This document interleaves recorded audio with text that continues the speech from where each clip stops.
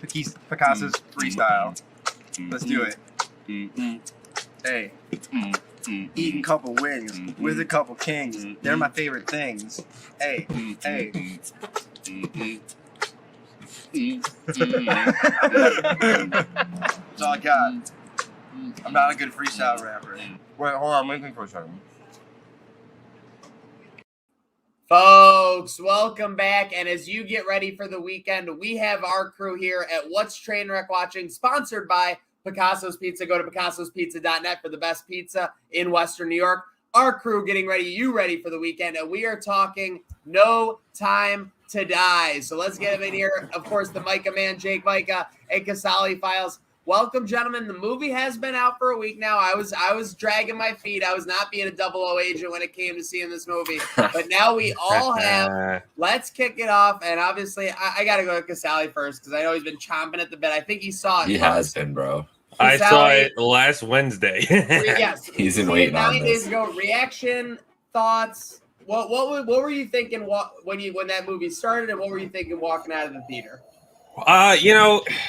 Again, there was a lot going into just getting ready for the theater. I was actually lucky to see a early screening. Well, it wasn't really that early. It was only a day, Wednesday night, IMAX screening of No Time to Die. I mean, this was, one of the first movies that got delayed because of coronavirus. So I was amped and ready to go. I've been loving Daniel Craig's portrayal. First and foremost, I'm a huge Bond fan. Love all the movies, have them all on Blu-ray.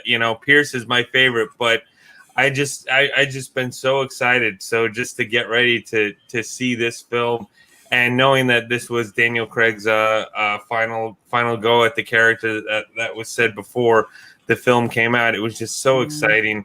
And come on, I just loved every second of this. This is the reason why the movie theaters are built for these kind of movies. You need to see this on the biggest screen possible. I had so much fun with it.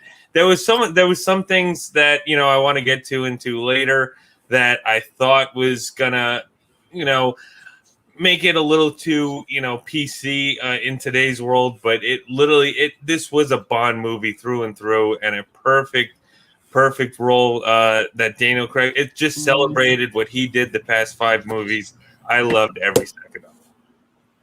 Yeah, Casali, how was the IMAX experience? I feel like that movie is an incredible IMAX. That movie would have been an incredible IMAX movie. Because some movies, they blow up on the IMAX screen and it works or it doesn't, but it worked for this. It was shot beautifully by Cary Jojo Fukunawa, who he's a new time director. He was actually before this, he was actually supposed to shoot the first It movie, but he actually got let go of that project because of creative differences. So to have him go around with No Time to Die, I think it looked beautiful. And I mean, the action scenes and everything alone, it was a great looking movie. So it was cool. Yeah, I really like the way not to like that. That's one of my biggest takeaways from this movie is it was shot so well. I think we talked about that with Black Widow. Like one of the reasons that movie kind of popped off the screen was the way it was shot. It kind of felt, you could tell where it was taking inspiration of when you saw No Time to Die, because it was like kind of just, I don't know. It just reminded me of that. And that when we were talking about that movie, it was reminding us of a Bond movie, and it just shows you how much it works. And I think we were talking about it earlier about how we got spoiled by it not streaming, and that's like, and all these movies usually stream, but they knew this movie had. I agree 100%.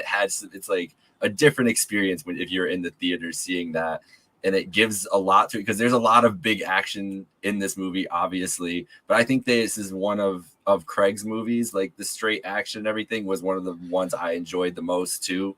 And I think that was part of that experience too. It was fun. Like there wasn't a spot that you really could I don't think that you could take out. It was a long movie, but it kept moving and everything felt very important to the next scene. Like there wasn't a lot of filler. I feel like that is something that tends to happen with these 2-hour, 45-minute movies. But overall, it was a blast the whole way through. Yeah, a lot of the times when you get a movie that's 2.5 hours plus, like you said, you get like a 15 to 20 minute sequence where you're like, you could have just completely taken that out. wouldn't have really been missing. But there are a lot of pieces to this Bond film, and like you said, Casalia, everyone who's ever picked up, Us Weekly or watched an episode of Entertainment Tonight knew that, for the last 2 or 3 movies, Daniel Craig has been kind of trying to make his way out of the Bond character. So everyone knew this was kind of a swan song, a lot to look forward to, and No Time to Die. So let's get into the first little part here while we talk about our reaction, gentlemen. So I was amazed by kind of how the first act, and again, just so you know, because we'll give you a little preview here for What's TrainWreck Watching, we are going to be changing our format a little bit for movies. We'll give you basically our reactions and recap thoughts of the first half, then some spoilers where we talk about the actual end of the movie and a full reaction, and of course, our new What's TrainWreck Watching 5-star rating. Stay tuned for the end of the episode. But I get back to it. I felt like the first act and the first hour, maybe 20 minutes of this, a little bit more than the first act, was kind of like a couple of mini Bond movies tying together some of the loose ends that have gone on throughout the Craig, legacy, whether it was with, the CIA. I mean, again, this isn't really a spoiler because it happens in the first third of the movie, but Bond works a mission with the CIA. Like, that's unbelievable. Like, talk about a freelance opportunity. Yeah, no, I mean, well, first, even from the beginning, I mean, it I don't think this is really spoiled too, but I mean, he pretty much, even at the end of all these movies, even the Craig movies, he always kind of ended, in a state where he didn't want to do it anymore. He retired, whatnot, which pretty much happens at the end of every one of Craig's movies. Which, so obviously that started out with the CIA meeting up with the Watcher himself, Jeffrey Wright, coming back in the movie, so that was kind of cool. I mean, I think the thing, again, I didn't really, I love this movie to pieces, so I wasn't bothered by it, but it did seem that, because obviously them dwelling on, the final run and stuff like that, and this is the final thing of this continuity, as it could be. So it seemed like that they were trying to wrap up everything quickly to like really push, this movie on its own. So like everything built up with Spectre and Bowfield and all that stuff, it did kind of seem a little too quick, but I guess for this runtime, it worked and it kind of bled through. This movie definitely didn't feel its length to me. I was just happy from ear to ear. So, but it was cool. It was cool seeing him, go a different route because obviously he's still trying to figure out what's going on with Spectre. He knows that that's a big deal, and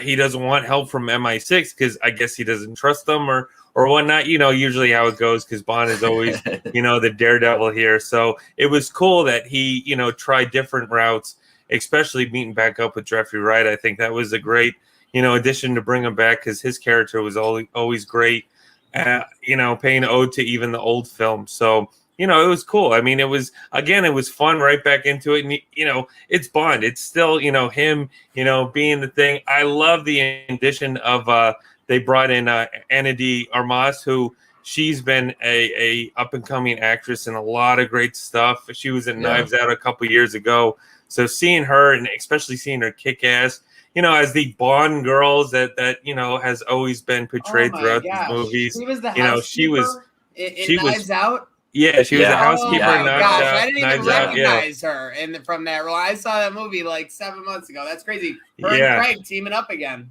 Oh, and absolutely. And it just, again, and she kicked ass. I want more of her, like I wish we got more of her, but it was just, again, it was well needed. It was a nice, perfect like rendition just to get the story going and bringing, what goes on later into the centerfold for sure.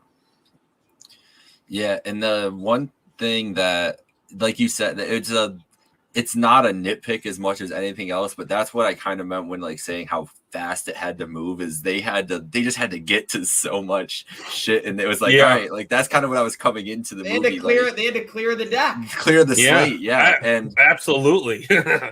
And so it's like, okay, like it's 2 hours, 45 minutes. And then you get that through that first hour and you're like, oh, like now we're pretty much starting. Like now the table is set. Now you can see how there's 2 more hours. Like it took a lot, but they didn't do it. And it was definitely a lot thrown at you, especially my watched like parts of Spectre. I think I didn't do a full rewatch recently. It was probably within the last year or so. So I'm coming in, I'm like, my brain is like catching up to like what's going on, and it's just moving so quick, and I'm just like, oh man, like this is all over. But it was worth it, and it was worth exploring everything that they did, because I don't think the movie goes on as well if they don't try to tie up everything that they did tie up. No, I agree 100% with what you guys said. And you look at storytelling, right? Bond is obviously an epic, fantasy world, I guess, that you enter when you enter the world of James Bond, just like Star Wars. It's the MCU before the MCU. It's a superhero movie before that. So just like MCU, just like Star Wars, just like Game of Thrones. And you look at, comparatively, like look at Star Wars storytelling. They decide they want to bring back Palpatine for episode 9. They don't even bother with it in the beginning. They just throw it in the opening crawl and it's back. You look at Game of Thrones. They're running out of episodes. They just decide, let's just body a couple storylines, condense, put this character into this, have Jamie forget that he's a loyal guy, and just go on like that. I appreciate what they tried to do with Bond. Yeah, they saw that it was a little bit messy. Let's put it together in a way that makes sense. It was a little quirky. No doubt about it. It was a little quirky. But again, I loved that it felt like there were like 3 20-minute short stories of Bond. It felt like there was a love story in the beginning where you got to be kind of developing into old age Bond. You had the scene with obviously the CIA on the boat. And then, we have the action sequence going from there.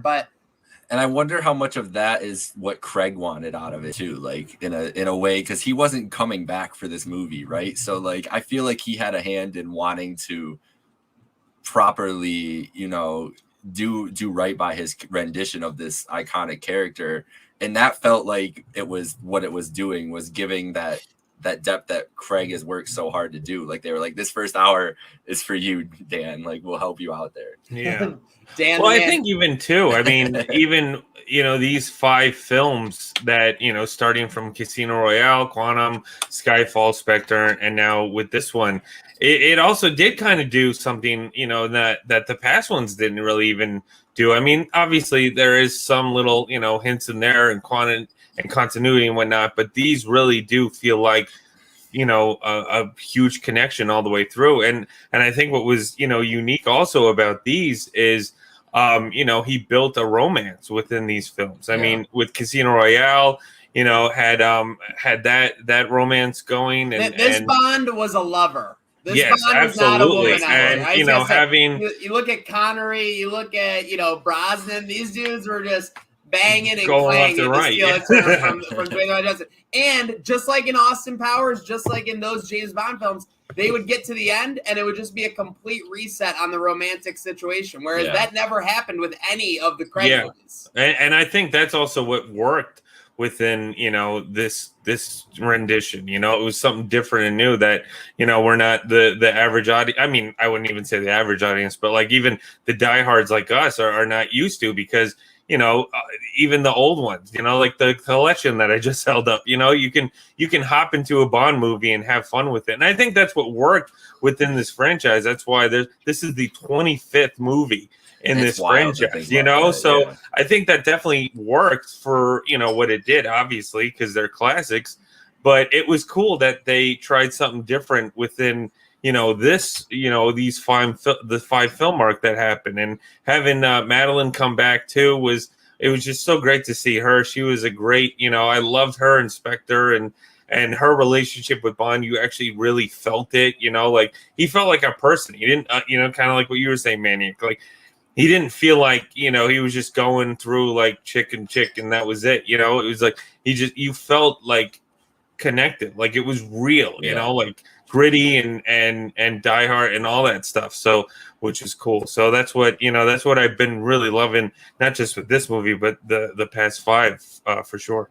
So I think this is going to be a spoiler discussion. Didn't mean to cut you out, Micah, but I just want to note this on the first act. These are my notes I had written down. I love that Bond didn't answer the phone that was ringing in his hotel room when it was going on. It was kind of like an anti-Bond trope. Mm-hmm. You always pick it up, and it's the villain. He just goes, just let it ring. I loved sketchy dad hat Bond. I wrote that down. Oh, yeah.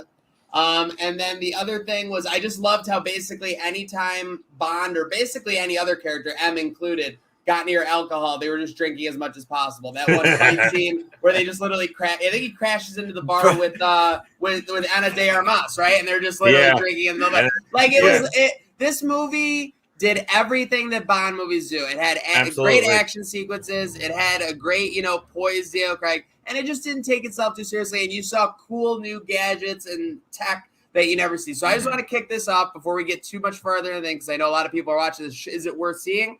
I give it my stamp of approval. You should absolutely see No Time to Die, even if you're just a casual Bond persona. What do you boys think?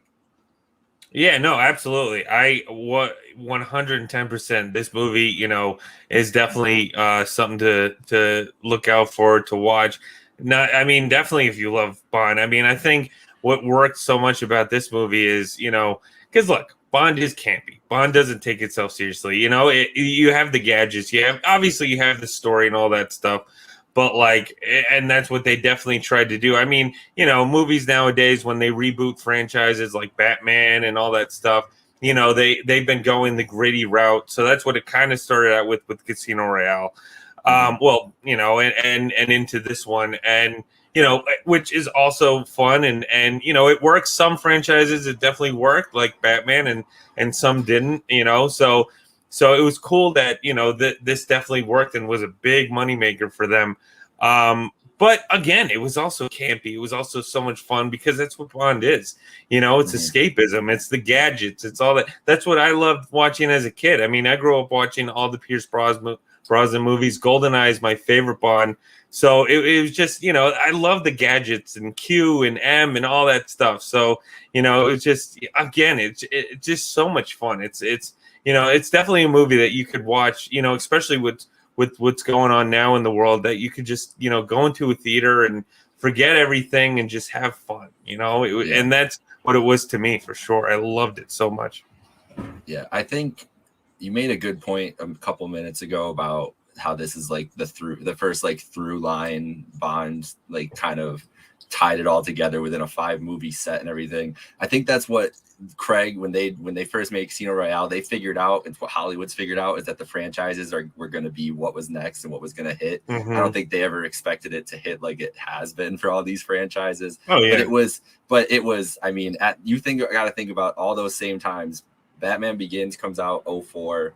Bond 2006, right, is Casino Royale. Yeah, 2006 is Casino Royale, and then 2 years later is Iron Man. Yeah, and those are the three. I was thinking, old Bond movies remind me of as you were going on to that, old Batman TV episodes, but it was just a movie long, where it was kind of just, it existed there. You were gonna get it. You were gonna get the villain pretty much done at the end, and you knew it was gonna be tied up.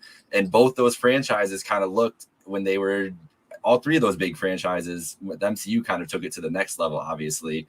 Decided that they knew that they could take it to another level with the storytelling that they could do and the types of movies that they could do as technology improved and everything else. And I think it gave us the best Bond we've ever had. It's the Bond that I will always remember, and my favorite Bond, I think. And it's a credit to everybody that's been involved with Bond throughout his whole career, and just everybody involved with that process, to kind of take that extra step and realize that they needed to evolve with him. And now it worked out, and I think it played out really well for them. Absolutely. You put integrity into the franchise where everything matters. And again, I guess you'll make money regardless with this example, but I think we've talked about it before on WaTching. But the Transformers films, where the first three all felt like the ending was exactly the same. There was never any growth. There was never any progression. It was so frustrating. But yeah, you see clear progression. You see clear growth from this Bond franchise. So yeah, no doubt it's a movie you have to see. My last note on the first act was that I loved when 007 visited M, and he kind of Kobe'd the guest pass into the trash can, if you remember that. But yeah. Moving on. So we're in this first act, and of course, it's not going to be all smooth sailing for Bond, of course. So we get introduced to our villain, Rami Malek, as Lucifer Safin. Two questions for you both. What did you think of his performance, and how did you like his introduction being the first scene of the movie? Oh yeah, I thought that was just a cool thing, because even from the trailers, we didn't know what was really going on with him. Was he a part of Spectre? You know, like, was it going to completely tie within the last film? Because obviously we had the last movie, we had Christoph Waltz as Blofeld, but he got captured at the end of that movie. So, you know, it was definitely interesting to see what this time around was going to go, you know, because obviously obviously there was a 5-film arc. We find out in Spectre that they were, you know, every villain, you know, in the previous ones was tied into Spectre, and that was the main threat. So, but I think what also worked about this film is that they kind of shied away from that idea and brought something more personal, and that's what was Sven, Rami Malek's character, in the very beginning, which we kind of had no idea what was going on at first. It was a really cool, like, gritty introduction. You know, I mean, it reminded me of, you know, the beginning of The Dark Knight, you know, when the Joker. And I feel like that's what everybody goes back to now, because that was such an iconic performance, not only by Heath Ledger, but a great, you know, way to introduce a character like the Joker and the villain for that story. So, you know, but it was just cool and gritty, and you know, you didn't know what was going on at first and what was up with his face and all that stuff, but it was great. I thought Rami Malek was perfect. I really liked his portrayal. I mean, you know, he's been in a bunch of stuff. Obviously, he was Freddie Mercury in Bohemian Rhapsody. You know, he's been on TV for a while too. But yeah, show some respect to Elliot Alderson. Listen, I mean, absolutely. You know, I thought he was great. I loved his portrayal. I thought it was definitely, you know, there was something wicked about him that you really didn't know. And I think what this movie did well is, you know, it really kind of brought it, you know, it brought it all together, like, throughout the film. It wasn't just blam, here I am, this is what it is. You know, and it also felt like a classic Bond villain to me, because even when we go, you know, into later what he's really up to, Bond is campy. You know, these movies, they're supposed to be campy and not ordinary and stuff. I mean, even though it worked for the previous ones, they definitely tampered with a lot of realistic ideas and stuff. So, you know, they brought that, you know, the terrorist groups and whatnot within the previous films. But, you know, this one, it got really campy and weird, which is what I love about Bond. You know, they're always taking over the world and whatnot. So I thought, you know, them introducing Rami Malek's character and portraying that idea, you know, to bring it back, especially with this final run, was perfect. And I loved every second of it. Well, that's a very glowing endorsement for me to be like, he's all right. That's pretty much where I landed, though, with Safin. You gotta go first next time.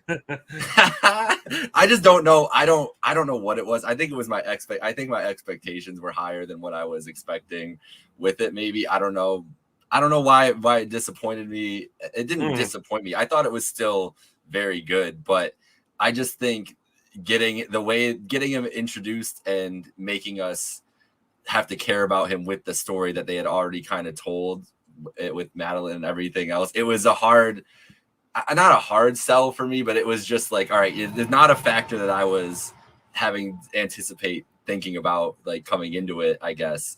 Yeah. Okay. And so I don't know. It just wasn't, it was a surprise. Like, everything, I mean, obviously it was a surprise. It just really wasn't what I was expecting from the villain, I guess. So I think that's maybe more of what it was. But I think he did a good job of being like another of a good antagonist to Bond. But it's just, and I'm spoiled maybe just by Blofeld, because I'm a big Blofeld fan too. Yeah. I think we got an incredible Blofeld moment in this movie too. And that spoiled me for the rest of it. But yeah, he was all right, but it's that not my favorite, not in the top parts of why I enjoyed this movie, I would say.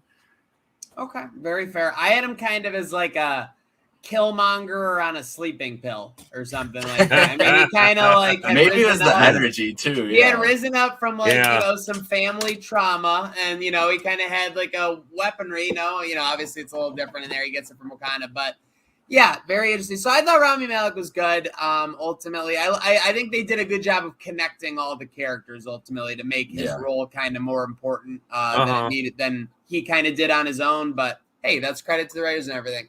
Yeah. So we are rolling along, obviously, with our movie, No Time to Die here. And then we're into the second act, and this is when shit starts to get a little bit crazy, but also at the same time, like we discussed, this is when No Time to Die kind of comes into focus. It becomes all about Heracles, which was being created by the government, stolen by Malek as Lucifer.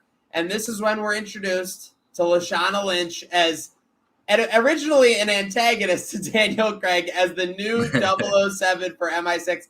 Because, Sally, I know you have some thoughts, so let's unleash thoughts on Lynch, the situation surrounding the role, and how you thought she performed. Spoiler-free until the second half of this. Yes. I'll try and hold back my full thoughts until we get into spoiler. I mean, again, make no mistake. I mean, I do think she's great. You know, I do enjoy her as an actress. I've seen her in a couple things.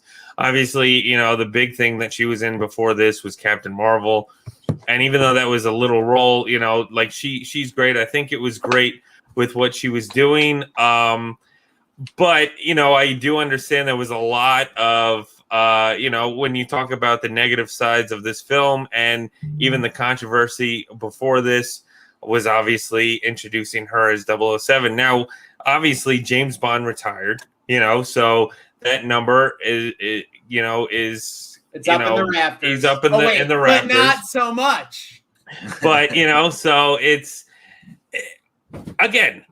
MI6 basically gave away Ryan Miller's number, Casale. Yeah. Ryan Miller went off to go live in, Monaco or wherever, but M did not cope well. That's what I got. I was like, he's not coping well with any of this. Right well, now. Absolutely. Bond, he needed Bond, and I think he was pissed. That's being pissy. Yeah, it's this is where I was starting to wonder. Actually, wait, what's going on in this movie? Is this getting Because obviously, listen, and I'm not trying to be controversial here and all that stuff with what's going on in the world today and PC, and you could go on and on about all that stuff.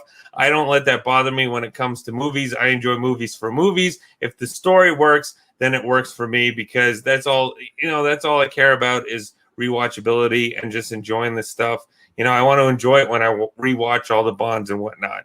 So that was the big thing where it was like, okay, I get what they're doing, but this is also Bond. There's a reason why when you think of 007, you think of James Bond, that's it. That's what we've celebrated. This is the 25th movie, like I said before. So that's a big deal, not only for, James Bond, but the fans, the legacy, that's what it is. That's what you think of. So obviously that's a big, you get swiped on your ass. You're like, wait a second, what's going on here? So once this came up, I was very, very worried. I was like, wait, what's going on here? Is this, I get this Bond seems like it's a new, different, thing they're doing with No Time to Die. But this is what's going on here.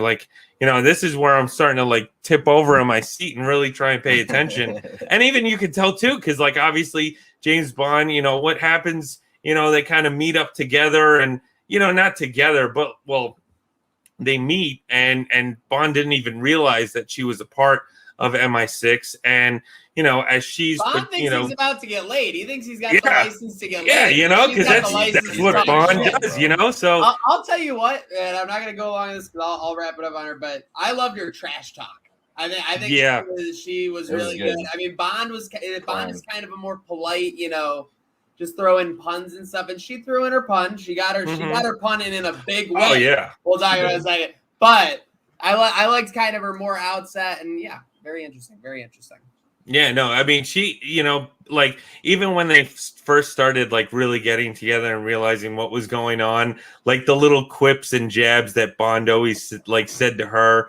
Because obviously even Bond, I think Bond says it too at some point. He, when Lashana was really trying to prove herself, because at the end of the day, that's also what her character was trying to do.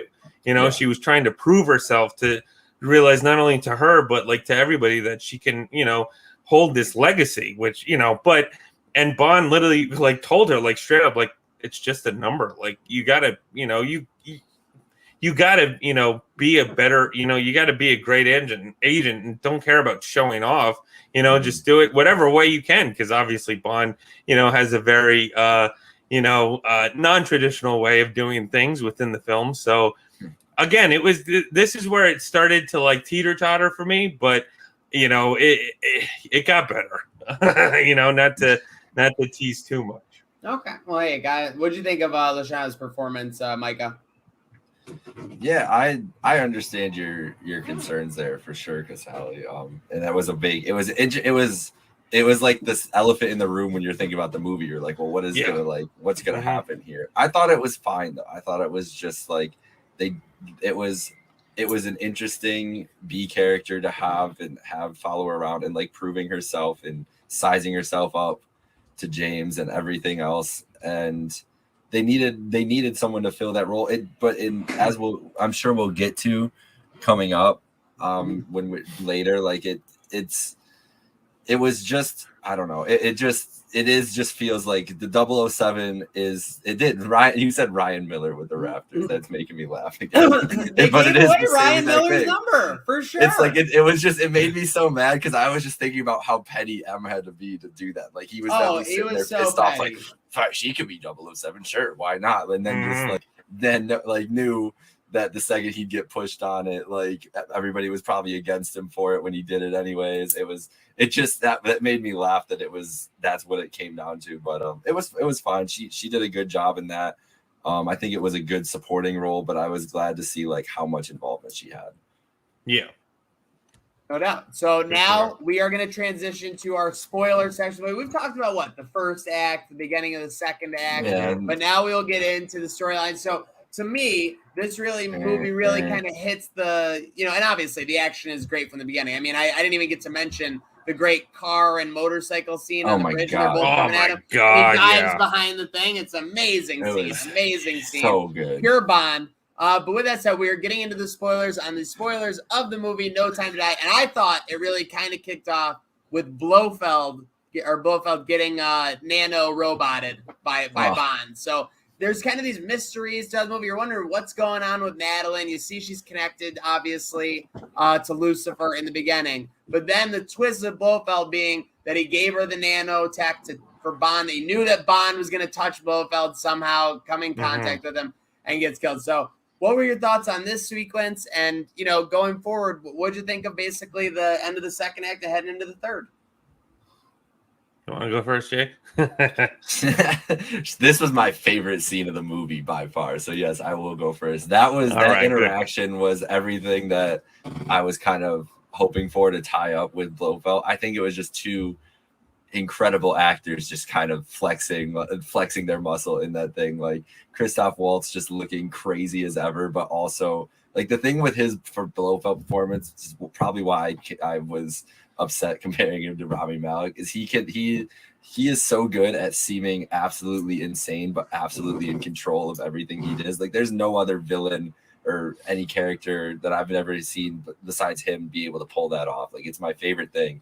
And the Blofeld actor and his performance with it was the same way in the other movies, and for this one it was just nice to get that interaction with Craig. And but it did help make Safin seem like a genius because they knew like James was going to do some stupid shit in there. Like they knew he wasn't going to be able to help himself the state he was in. You want to talk about Dark Knight-esque, just like when the Joker got himself caught on purpose. Exactly. Yeah, exactly. That is what it reminded maybe that's why I liked it so much is because of how reminiscent of that scene was and everything else. It's just it was just two amazing actors flexing their muscle in that, and a great way to send off Blofeld too. Yeah, no, I think, it definitely, it worked. I mean, even, there was so many elements that I think worked within this scene, tying to even what we've seen in the beginning with what's going on with Madeline, the betrayal, of Bond. Because, when they're on their, in the beginning of the movie, when they're on their honeymoon, Spectre comes, they find them out of nowhere, and Bond is, like, not even trusting her at the moment. Like, I don't know how they found us. Like, what's going on? Are you a part of this?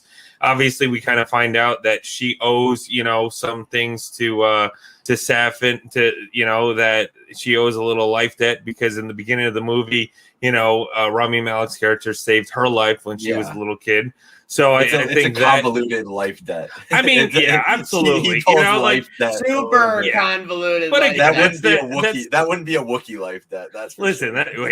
That But that's also the campiness of Bond. But so obviously that kind of went into what was going on with this scene, because then we kind of saw when Bond was doing the CIA stuff, when he met up with Lynch's character. It was pretty much the nanotech that was introduced, pretty much wiped out Spectre right in the beginning of the movie, so that was just like an insane thing to see. And then obviously, he was asked he wanted to meet up with Blofeld to see, what was going on, because both they had like a meeting, at this warehouse where Blofeld somehow he was able to interact with people, yet he was locked up. So Bond wanted to go to MI6 and be like, I don't care who you are. I don't care. I need to figure out what's going on, because, everybody died. Like, what's going on with Spectre? Like, they were after me, and now, somebody's wiping them out from the inside. So he went to meet up with Blofeld, and he was kind of, a ruse. I mean, he didn't expect to wipe them out, so that with this whole nanotech, which again, plot device, you could say, of course, that's when it gets a little too just again to get the ball rolling. See why it was delayed. It was about a spreading of a thing that can kill people. Basically. Yeah, absolutely. And Once they said that, they were like, "You come in contact." Yeah, they're like, with anybody. We should probably delay this till Yeah, they really needed to social distance, I guess. but so again, whether it's speeding up to get things going or whatnot, I mean, the whole interaction between Bond and Blofeld, it really was Batman and Joker. It was the greats that, we've seen, and whether it's in every other movie or just a great, because Christoph Waltz, he's a great actor, and it was great seeing him back and getting to know a little bit more, because I feel like even in Spectre, like he was a little rushed a little bit, but so again, it was great and fun, but it got the ball rolling. Because even in that scene, Craig saw Madeline show up, and that's when like he started to detect like something was up. So it was just, again, it was a great scene, but it was shocking. I mean, this movie was definitely very unpredictable. I did not see a lot of it coming. But it was a cool scene. Oh my god, it had everything you would get in a Bond movie: twists, turns, betrayals, all that stuff. So this kind of kick-started the third act to me. Obviously, you have Bond goes and tracks down Madeline. They realize that they're kind of being pursued there. I had some notes written down. Do mosquitoes have friends? Was probably the funniest line I've ever heard in a Bond movie. Great question there. And then the other thing I loved was Bond surfing his SUV through the water. That sequence was ridiculous. I was doubting that water. Aquatic vehicle. I was thinking about Dennis Reynolds. Dennis Reynolds with his aquatic vehicle. But incredible. So obviously this kicks. Blofeld gets got, and that kind of kickstarts the third act with Lucifer trying to get Heracles and trying to get it out against the people. And the moment we've all been waiting for. 007 and Bond team up. Absolutely. I mean, and not even to undermine the fact that, obviously, they'd still been kind of Pickering going back and forth, even, when they went, but this is pretty much kind of what it leads to, him, getting his number back, which was the definitely redemption point.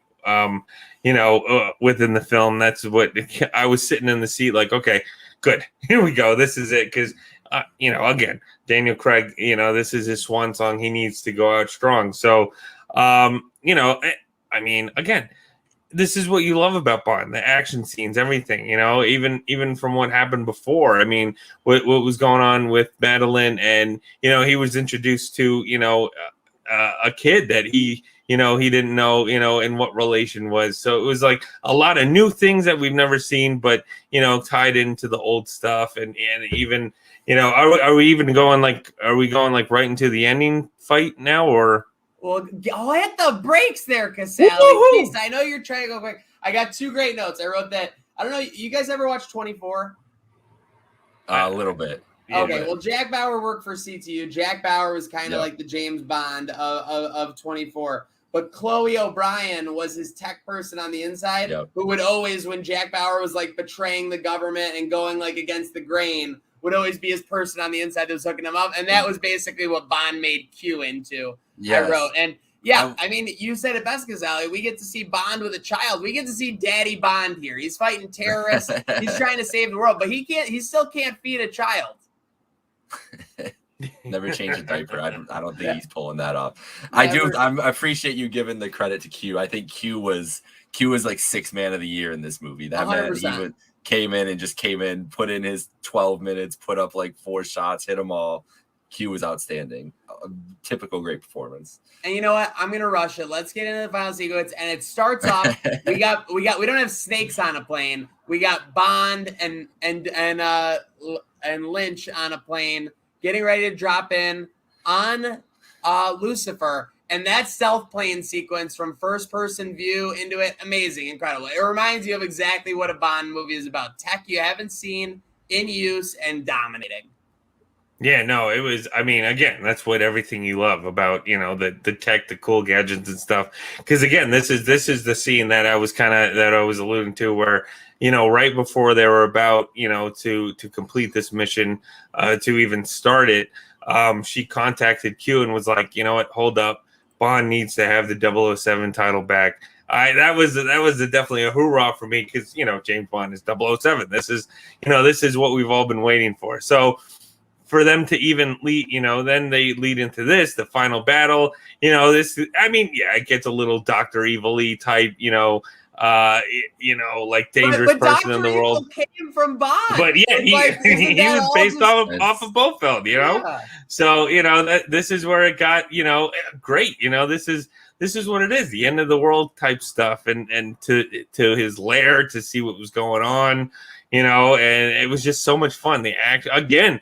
So much awesome, fun action scenes. So much, back and forth. Even with them two, like now finally, like really teaming up together and stuff. It's just so much fun. This is the Bond action scenes where like if you put him in a Captain America suit, and people would be like calling them the greatest fighting scenes in cinematic history. Like that's what they remind. That's what I was thinking watching it through. I loved the fact that it was like at some World War II base in between Russia and Japan. Like it was so perfect. Like you put it perfectly, because that was like the perfect like campy Bond, like end of the world villain. Like he's got to go and just see all this like chaos that's happening. Like I was sitting there just waiting, and just as it's enveloping, you're like, this is the most ridiculous thing. Like this dude shows up in this movie and he's been pulling this shit off for all this time, and it was a perfect like. Well, because what were they doing too? They were putting the nanotech in the water supply, right? Yeah, they were like, or something like that. And they were like farming it, and there were all the people. It was chaotic. It was. Yeah. I love how the people farming it just had like no idea. And they just like, and they see one guy like touch it and die, and they're like, "Oh shit!" Yeah, they fucking lose their shit. Like nobody accidentally like had their thing rip open like before ever. But yes, you guys said it perfectly, because you're right. It was so campy, so Dr. The only thing that Lucifer was missing was a volcano with his face on it, for sure. No doubt about it. Love the sequences. There was that one sequence that was about 2 minutes of just one shot, no cutaways, as he was making his way up the stairs. He got hit with the grenade into the thing, so you're getting kind of the post of that. An awesome scene. How do we feel about the scientists? We haven't talked about the Russian scientist. I felt like he was a little too wonky. He was way too wonky, right? Like he was just making too many jokes. He seemed like someone that was on set, and they're like, "We need a Russian scientist." Yeah, we just need have him. Like, and that was it. He was not like an Academy actor or anything. Like, so not at he all. seemed a little over the top, but it didn't bother me because once I No. read Scientist, I just knew he was like a nothing. Like, I knew that was his role. Once in a while, when you have these stories, you need somebody like that to kind of give throwaway lines. But like, he wasn't like a lead; he was just kind of like there, you know, He was that just the kind guy of that he always showed up the out of story. nowhere. I mean, yeah, you know, but kind of like progress the story because, like, even in the beginning, like, wasn't he betraying like his friends working at the lab, right? Like, that's how we were introduced to him. So, well, in you all know, fairness, they fucked with his tomato soup. well, that's Yeah, true. they were being Yeah. dicks. So They were Yeah. really being dicks. Like, I thought they totally deserved that when they got this shit done down. But yes, absolutely. So we get that great action sequence, and for better or worse, the last action sequence of Daniel Craig as Bond. So this kind of puts a bow on his, on his legacy. It was a great action sequence, great. I love the way the movie ended for sure. A lot of people have a lot of different opinions, and we can get into it. Spoilers, obviously. I thought that Craig humanized Bond. It's kind of like, It reminds me of when the Beauty and the Beast live action movie came out, and the new, and Gaston from 1970 or whatever didn't really make sense in the modern day. So they kind of just made him a PTSD creeper. It was a great modern day iteration on this guy who was cool, this guy who's been through a lot of trauma and stress, and this guy who can literally maintain his cool and literally maintain his composure under any situation. I loved Daniel Craig as Bond. Absolutely. I think, he, everything he said right there, Maniac, and then some, because I think he brought the realism to this character, like he brought something different that, Pierce Brosnan, Roger Moore, Sean Connery, all of them, I think that's what's cool about, this series, this franchise is that, we get new Bonds left and right, but like they bring something different to the table. They keep it fresh. They keep it going. And I thought what was cool about this, this rebooted timeline, what have you, because Casino Royale started from showing his first mission, all the way to this. So, I thought what he brought to his outing, I thought was just important and special. And, once in a lifetime. I mean, and it's an ode to Daniel Craig too, because he had a tough time trying to stick it in. I mean, I think Quantum of Solace really screwed him up because that movie was filmed with no script. That was in the middle of the writers. That was pretty obvious. Yeah, it was in the middle. I think everything Craig did was amazing. It was all-star. Absolutely. A+. But because then after that, so forgettable, so bad. Yeah, because that was in the middle of the writer's strike. They had no script while making that movie, and he had a really tough time. But then again, after that, he did Skyfall. So it's just he really brought everything and more to this character. Whether it was, I think he was, I don't think he's the oldest Bond, but like he's up there. So it just. Again, his portrayal is great, and they brought something new and different to it. I mean, his fighting scenes that he had within this film, the action, he was swinging from a rope off a bridge, So it was just so great to see him. And Daniel Craig is such a wonderful actor as well. So it really is. He is really up there with one of my favorites, if not my favorite. I have to still go with Pierce Brosnan because that's what I grew up with watching.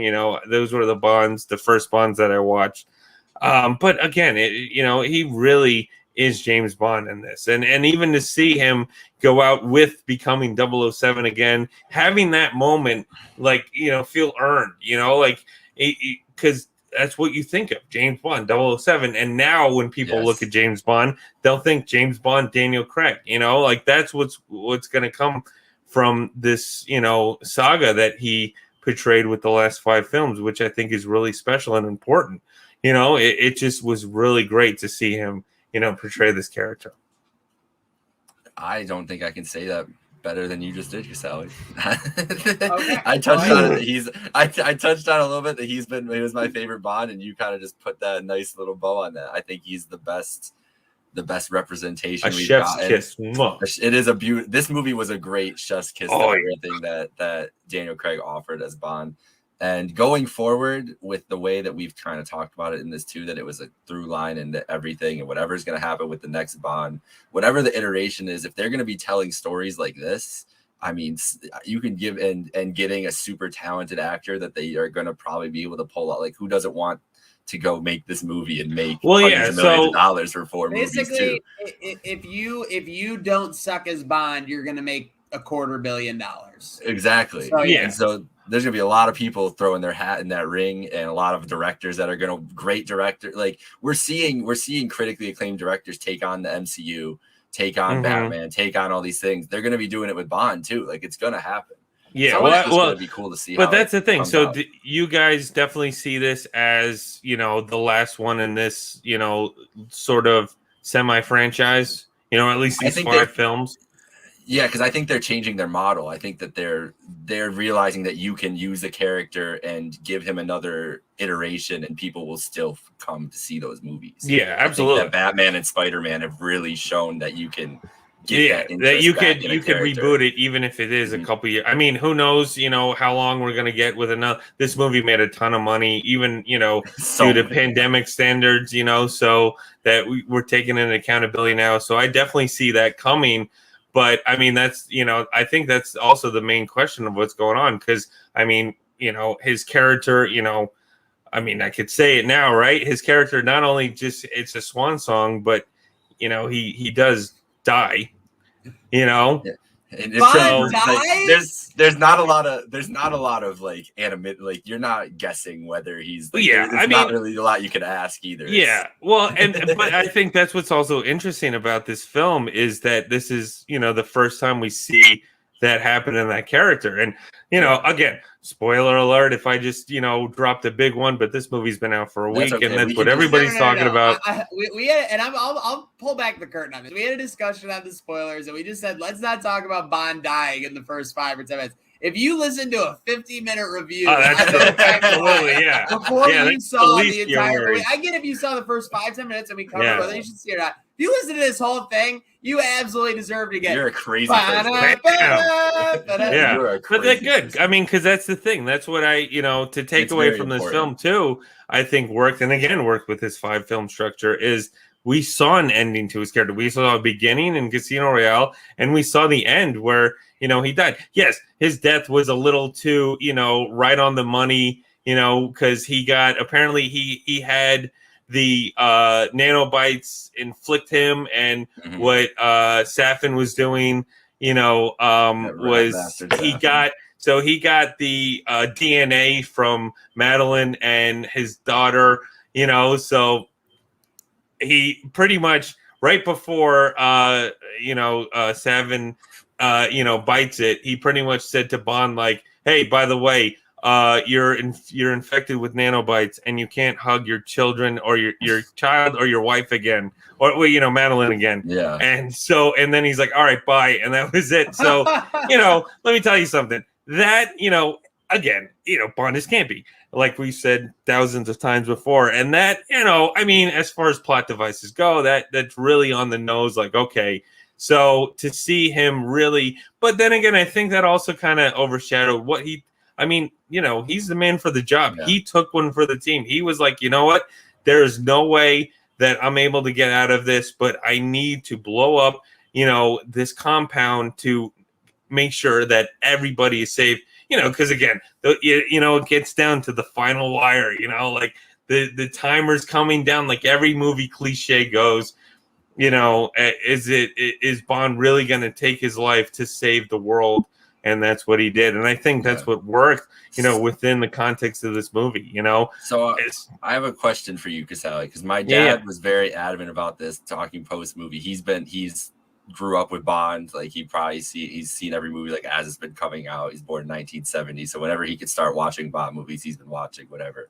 And he thought, I think we came to the conclusion that it's evidently there's going to be more. Like it's just too much money to not be made. Everything it's inevitable. He thought that this would be the perfect swan song for Bond. It's 25. The way that movie kind of ended as a character, would you be, as a Bond fan, satisfied if this was just like they were just like, all right, we're good. We've made all our money. Like this character went out perfectly. Would that be okay with you? Would this movie do enough that way? I mean, again, yeah. I mean, I liked Craig's. I love this rendition. I thought it worked for what they were trying to do. And for it to go out the way that it did, I think it ended, perfect. It was a nice icing on the cake, especially for his portrayal. Now, to see what's going to happen next, obviously, we live in a world where this is making money. Franchises can never die. I'm going to see the 15th Halloween movie on Saturday, Way so more that's ridiculous than the 15th Halloween movie is the fact that the 4th Matrix is coming out. Oh, absolutely. That movie absolutely. The 1st Matrix had a perfect ending, and the 3rd Matrix absolutely had an ending that should not be rebooted from. So yeah, absolutely. The first Matrix is a perfect movie in my eyes, and to see that, I don't know how I feel, but so obviously, yes, that's the kind of that's the devil's advocate that everybody's thinking about. Now I could definitely see a lot of things. Again, I'm not gonna not go see a Bond movie. Exactly. I think what they should do is they should go back to it being, like the old ones and campy and fun and do something like along those lines. Or, I think what would be an interesting thing now, obviously we got a lot of characters within this film. Now I don't see them, like all of a sudden being like, all right, James Bond is dead. Now we're going to, give someone else in this franchise continuity the 007 name. Like we're going to give it back to Lashana Lynch's character. I don't see that happening at all because not only, I think if they continued with this franchise, because look, let's face it, that's what the movies do. We get spinoffs and everything like that. The Fast and Furious, we get Hobbs and Shaw, like we get, if they come out with the 007 saga presents, even though, that'll be kind of like a yawn at that point. Yeah. But I wouldn't be surprised because that's what happens nowadays with these. That's what happens. But I think if they did decide to, roll with this continuity still, even though they shouldn't, I would, if they do spin-off movies or TV shows or what have you, definitely continue that, but let Bond and 007 stay dead. Let that, let it live on with Daniel Craig's identity, and that's it.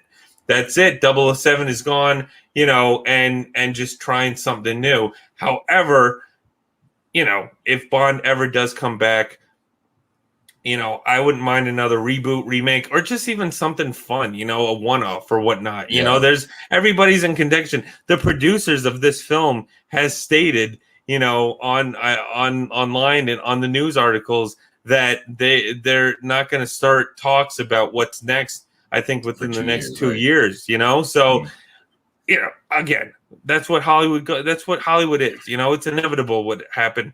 But if they're going to do it, do a reboot, do something. Do something different, but still keep James Bond 007. That's all that I ask. That's all. Take my money. I'll go support it, whatever or not, because I love this movie. I had so much fun with it. With the past, couple movies, I always have fun seeing a Bond movie. That's what I grew up watching as a kid. I got the 25 collection right behind me, So it's it's always fun. But James Bond is 007. If you want to continue this continuity, go for it. Just not James Bond. Yeah, I think they hedged their bet. I think that's ultimately how I felt about her presentation as 007, is they were hedging it, and maybe that's what they were thinking. They were like, you see what we're doing? Like, oh, wait, So, and again, that's what I also loved about this too. That's what. No, well, I keep interrupting, but that's what I loved about the film too, is that they were hedging on it, like, see, 007, we're calling a woman 007. Again, nothing wrong. I'm not being sexist or anything. That's how it is. But James Bond is 007. He's a guy. That's how it goes. So I'm happy. And again, that made the whole movie for me when all of a sudden he got it back, because that was a nice way out for him, especially because good moment, for sure. That was a great moment. It was one of those superhero moments that you just love. So I liked it, but I would have liked a little bit more time with her, like, respecting him before she gave it back. Yeah. Like, I just feel There's like no time. I no understand time there's and we're running out of no time to die here. Thank you for tuning in on SoundCloud, Spotify, YouTube, the whole kit and caboodle. Make sure you go to Picasso'sPizza.net to get the best deals on the best pizza in Western New York. But after much suspense. Oh, and by the way, I have to make one last note here. A movie where the character is an old man washed up in the beginning. The middle part is caught with him coping with the new world and the cast and the villains he has to face. And then in the third act, gears up, ultimately saves the day in a huge explosion. We were talking about The Dark Knight, but that matches The Dark Knight Rises. Dark Knight Rises. Mm-hmm. Yes, Yeah. 1,000%. And you were, when we were talking about the Russian scientist earlier, that was the movie that popped in my head too. Dark Knight 100%. Rises. Yeah, that's true. But hey, it is If time. James Bond's go ahead. Sorry. No, you go. Come on. I give you. I was just gonna say, if James Bond's gonna be Batman from now on, if that's what we're gonna get, like, I will take that. I'll take Batman as James Bond as Batman, whatever. Like, those two, I think, are two tentpole characters that you can just run forever and ever, and they'll be enjoyable no matter what. So that's the crossover we need: James Bond and Batman. But without further ado, it is time for our What's Trainwreck Watching 5-star rating for No Time to Die. We base this on 5 factors. So before we watch every movie here on What's Trainwreck Watching, we are going to get together and decide the 5 factors that would make this movie what it needs to be. Now, for a Bond movie, that's a little bit different. Might be a little different than a Marvel movie. Might be a little different than a Star Wars movie, anything like that. For this No Time to Die film, this Bond, edition, we rate it based on the action, the cinematography, the villain, the storyline as a whole, and the Bond factor, quote unquote. Now, we were talking about what goes into a Bond factor. I would say things like exploding someone's eye using your watch. That's a Bond move. Diving, out of the way of the car. That's a good move for sure. So I loved those Bond moves. With that said, I am ready to go on my 5-star rating. Did you gentlemen want to go first? No, you go first, Maniac. Okay, so here's how I'm doing it. Leader. We can all do it our own way. This is how I chose to do it. I'm gonna break it down by quarters of a star for each. And if I felt like it wasn't a full quarter, I rounded down. So if something was like 40%, I rounded it down to 25% for the star. So here's how I broke it down for this. For the action, I give the movie a full star. I think it did its job. I think it got it done. For the cinematography, whether it was the awesome overarching shots, whether it was the stealth plane, whether it was the fight sequence, I give that a full star as well. So we're 2 for 2 on the stars for on my system. Cinematography, I already said cinematography. Villain, Malek, I give him a 60%. So that falls down to a half star. So he only got a half star for the villain. Malek could have been a little bit better, I thought. I think we all kind of agreed on that. Storyline, I give a 0.75 only because, like we agree, it was a little bit all over in the place at the beginning trying to solve things. I would have liked if maybe you could have even done the opening scene being the Spectre party. Show me Ana de Armas and Bond infiltrating the party, and then it flips on him 15, 20 minutes in, and he's wondering what the hell happened. He's got to go visit Walt's, and that's only an hour in instead of an hour and a half or 2 hours. So that was my only complaint there. Bond factor, 1. He got it done. The Bond factor got it done. So, with that said, 4.25 out of 5 stars for me for No Time to Die. Wow. Wow. Okay. All right, let's go. Okay. So I loved your points, Maniac. Absolutely. Okay. For me, I would say action. There was so much that I enjoyed. The car chases, him hopping around, everything. So I think that is definitely a full star for me. I think that alone is definitely what a lot of people should be talking about because, it was just great to see, the way, that it was done and shot as far as the cinematography. The cinematographer also, a little segue, was Linus Sandgreen. He's a Swedish cinematographer, but he also did a great film that I love, First Man. He did a lot of Damien Chazelle movies, and First Man is a beautifully shot film. He also did La La Land, American Hustle, stuff like that. So I think that worked for this film, that it brought something different, but it new, because to me also the way that this was shot, it didn't really feel like the old Bonds. It felt like something new, but it still fit into what was going on, and having the one shots and all that stuff. I am a huge sucker for one shot films. So all the way. So that is definitely a full star right there. So as far as the villain goes, I do love the campiness and stuff like that. I don't think Rami was up there for, as what we've gotten in the past. He reminds me of like the Brosnan films where, they're fun villains, but like, they're not all that, in a bag of chips. They're not like the classics that we've grown up with. So I would say that is more of a half for me. Again, I still enjoyed his portrayal. I think Rami Malek is a great, he's an Oscar winner right here. So, I definitely enjoyed that. The storyline, I'm going to also give that a half just because there was some things in here that felt, a lot very plot devicey, things that, kind of just was there just to, service the story and whatnot. However, I still think this was a great ending for Daniel Craig's Bond. And to roll along, I really did, even though it did feel kind of like, okay, here we go, we're just rushing through just to wrap this up. I think that still kind of did work for me, and it was fun to, bring something new to the table. But, it definitely wasn't the best. It wasn't like Casino Royale, Skyfall type, writing. So I think that, but as far as the Bond factor goes, that is a full star right there, because I think Daniel Craig is James Bond. He is perfect. He was great in this film. He did everything and more. He brought it. He was still the ladies' man, the gadget, everything just worked. Not only with Bond, I mean, everything you get with Bond. Ray Fiennes' M was great, and Q and everything like that was just that's what you love about the Bond movies to see. So I think that was, so what did I gave 4.5, 3.5? I think it was a 4. I don't know what I gave, but I think it's a 4 then. 4. So 4 out of 5 stars for sure. I can't count. So that, run through it real quick, because for your first one, it needs to be official.